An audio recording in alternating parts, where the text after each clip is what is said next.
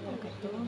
Perkenalkan, nama saya Nurul Ida Yasmin dengan NIM 2314010307.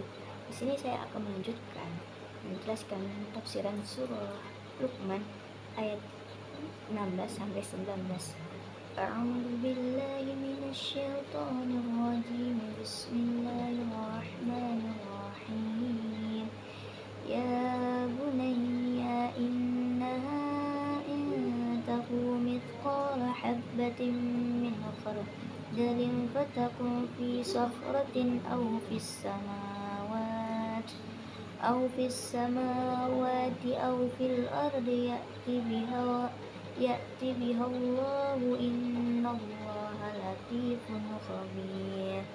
Ya bunayya aqimis sholata wa'mur bil ma'rufi wanha 'anil munkari wasbir 'ala ma asabak inna dzalika min azmil umur wala tusair khaddaka linnasi wala tamshi fil ardi maraha innallaha la yuhibbu kulla mukhtalin fakhur waqsid fi masyika waqudud min sautik inna ankaral aswati lasautul hamir.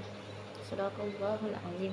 Yang artinya, Luqman berkata, "Hai anakku, sesungguhnya jika ada suatu perbuatan seberat biji sawi dan berada dalam batu atau langit atau di dalam bumi, niscaya Allah akan mendatangkannya atau membalasinya. Sesungguhnya Allah Maha halus dan lagi Maha mengetahui. Hai anakku, dirikanlah sholat dan suruhlah manusia mengerjakan yang baik dan cegahlah mereka dari perbuatan yang mungkar. Dan bersabarlah terhadap apa yang menimpa kamu. Sesungguhnya yang demikian termasuk hal-hal yang diwajibkan oleh Allah Subhanahu wa taala. Dan janganlah kamu memalingkan mukamu dari manusia karena sombong, dan janganlah kamu berjalan di muka bumi dengan angkuh. Sesungguhnya Allah tidak menyukai orang-orang sombong lagi membanggakan diri. Dan sederhanalah kamu dalam berjalan, dan lunakkanlah suaramu. Sesungguhnya seburuk-buruk suara ialah suara keledai. Adapun tafsiran dari surah Al-Luqman ayat 16 sampai 19,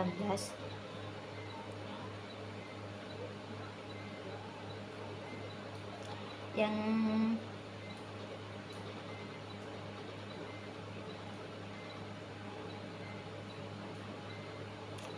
dari ayat 16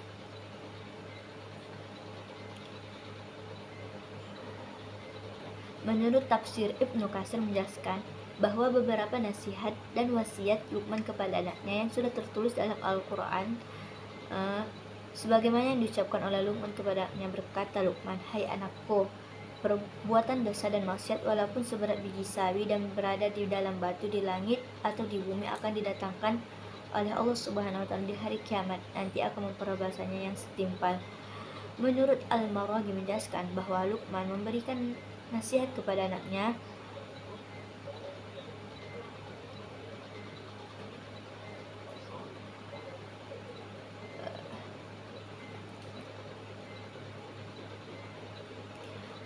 adapun ayat 17 menurut Ibnu Katsir menjelaskan tentang ayat ini bahwasanya Luqman berkata kepada anaknya, "Hai anakku, dirikanlah sholat dan laksanakanlah sholat pada waktunya sesuai dengan ketentuannya dan syarat-syaratnya." Setelah Luqman memerintahkan anaknya untuk menyempurnakan dirinya demi memenuhi hak Allah Subhanahu wa taala yang dibebankan kepada dirinya, lalu Luqman memerintahkan anaknya untuk melakukan amar ma'ruf nahi mungkar supaya jiwanya menjadi suci dan demi untuk mencapai keberuntungan. Adapun tafsiran ayat yang ke-18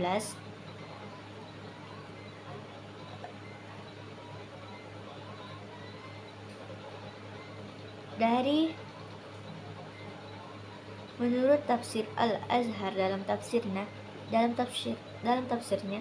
janganlah engkau palingkan muka engkau dari manusia. Ini adalah termasuk budi pekerti, sopan santun dan akhlak yang tertinggi, yaitu kalau sedang bercakap berhadap-hadapan dengan seseorang, hadapkanlah muka engkau kepadanya. Menghadap muka adalah amat menghadap hati.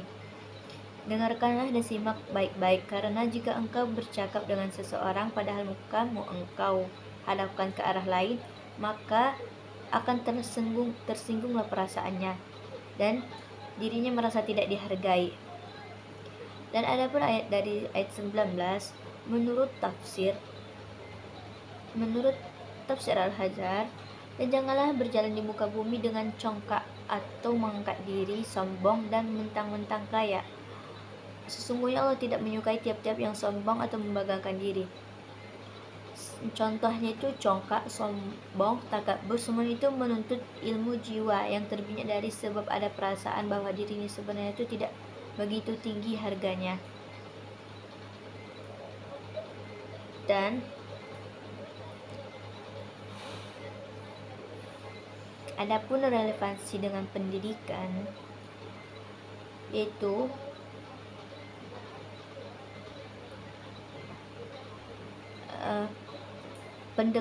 pendekatan pendidikan yang dilakukan Luqman terhadap anaknya, yaitu pendekatan kasih sayang.